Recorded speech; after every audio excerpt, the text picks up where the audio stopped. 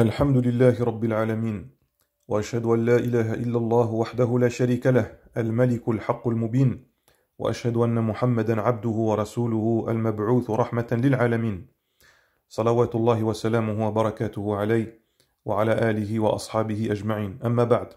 Voici un deuxième ouvrage écrit et composé par l'imam Mohammed Nasir al-Din al-Albani rahimahullah, qu'Allah lui fasse miséricorde, qui s'intitule At-Tawassul Anwa'uhu wa Ahkamuhu, que l'on pourrait traduire At-Tawassul, comme on va le voir par la suite, on pourrait traduire ça par les sollicitations divines, ou alors par les moyens de se rapprocher d'Allah subhanahu wa ta'ala. À la base, ce livre, il est issu de deux conférences, de deux cours que le shir, qu'Allah lui fasse miséricorde, a délivré chez lui à l'été 1972, lorsqu'il vivait à Damas, en Syrie.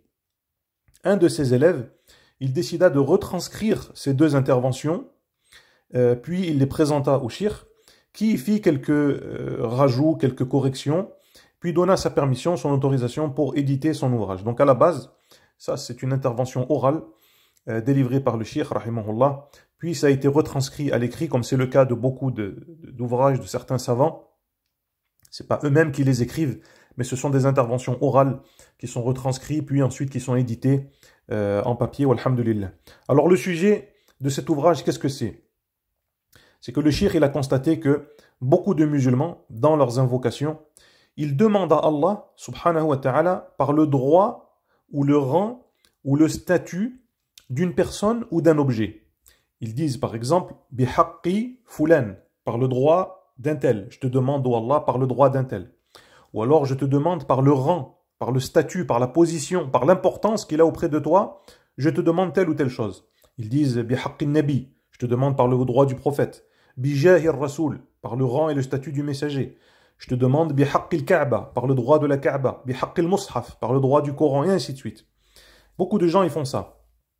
Et le shir, rahimahullah ta'ala, il a décidé de mettre la lumière sur cette pratique. Est-ce qu'elle est légale ou interdite? Alors son ouvrage, il se divise en 4 parties, en 4 chapitres. Le premier chapitre, l'auteur y explique la définition du tawassul.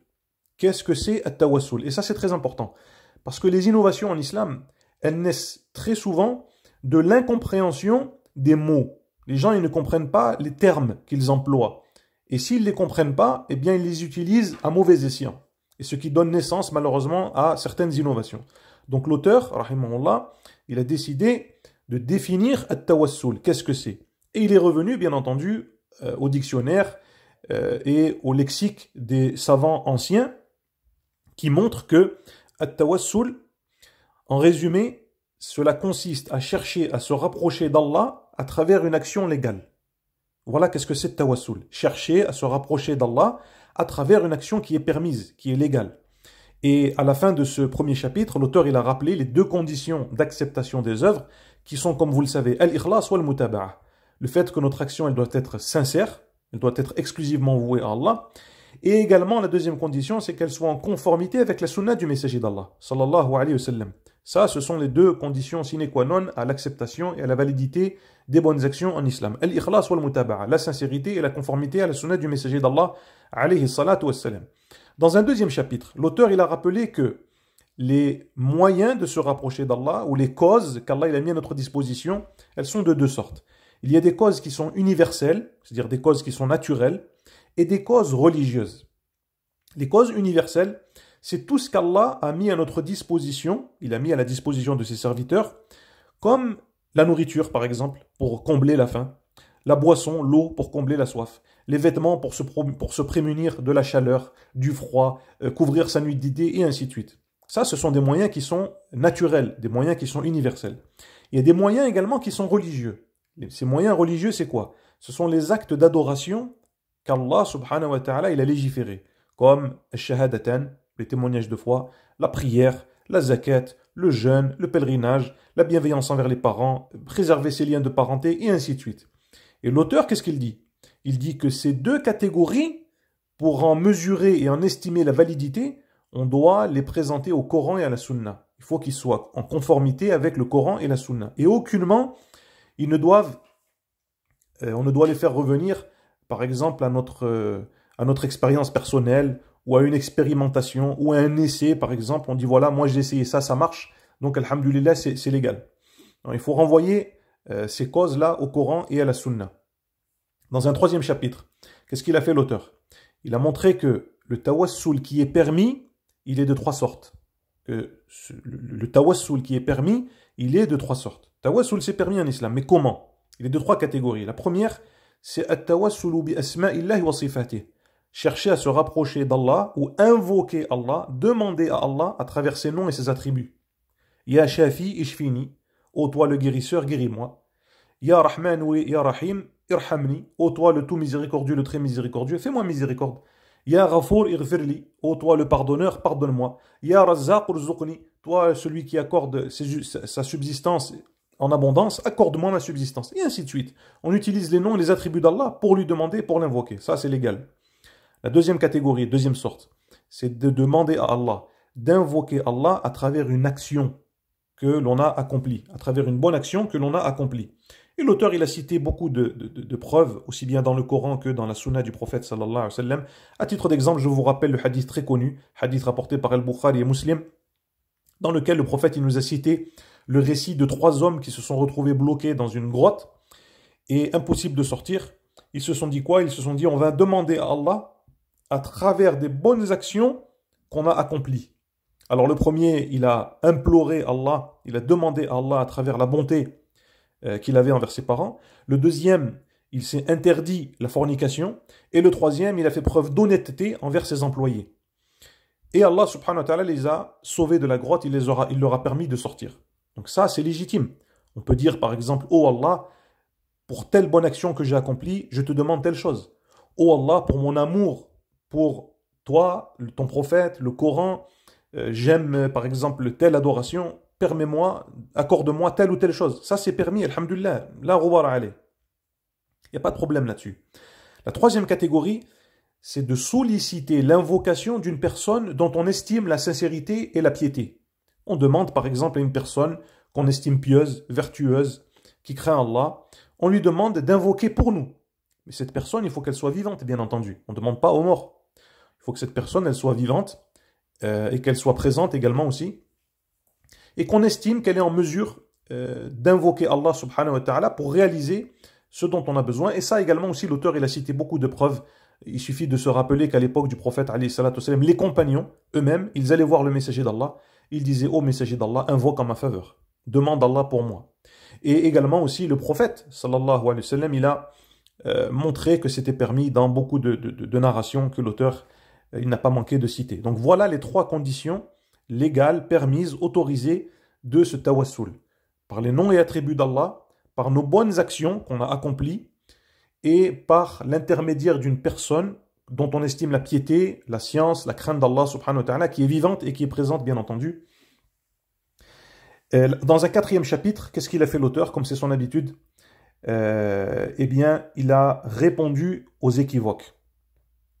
Il a répondu aux équivoques, parce que certaines personnes, ils disent non, c'est permis, et tawassul bijahin nabi.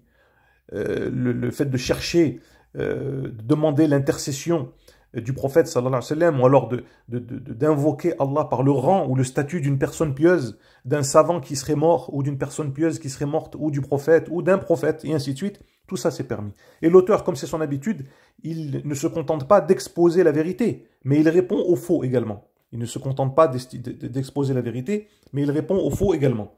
Et donc il a répondu à plusieurs équivoques.